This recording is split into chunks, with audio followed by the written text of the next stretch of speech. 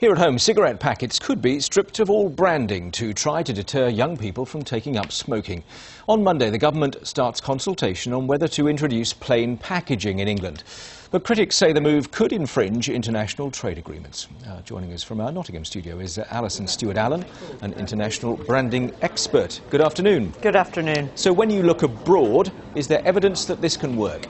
Well, certainly the Australians are looking to try this, and in fact, come December of this year, they're planning to do exactly this and put cigarettes in plain brown paper. But there aren't any other countries that have actually gone this far in trying to curb the actual marketing of cigarettes to consumers, and specifically teens, because that's the group in particular that they're trying to hit the most.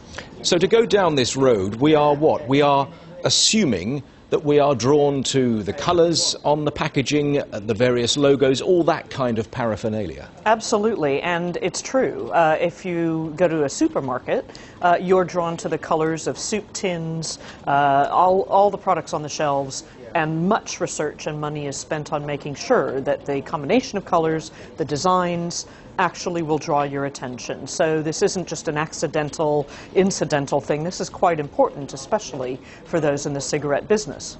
And can I go even sort of closer to that, if you like, by saying, does that particularly appeal to the kind of age group which the government here is most worried about? Well, they're claiming that they've done research that shows that brown paper packaging is the least attractive to teens. But teens are consumers like anybody else, and I don't know that it's teens necessarily who are different in the way that they choose bright colors or packaging as adults are. I think the overall goal is to try to cut down the number of smokers that actually begin and take up the habit, and naturally that habit is taken up when you're a teenager.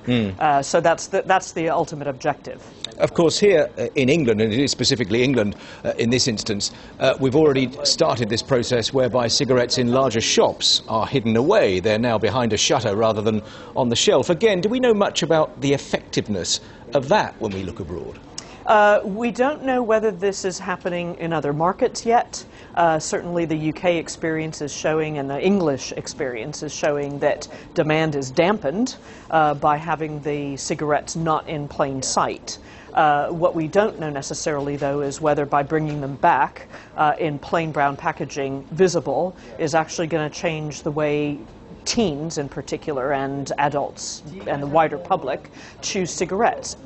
Clearly, cigarette companies have money to spend, are going to try to find new ways around this, and are going to try to connect directly with the consumer, and it's not beyond the realms of possibility that maybe they send you, if you give up your email address and a postal address, a little rubber bumper or a guard or a cover in which you put your cigarette pack, kind of like how you protect your mobile phone today. So there will be ways around it that they will try to discover and deploy.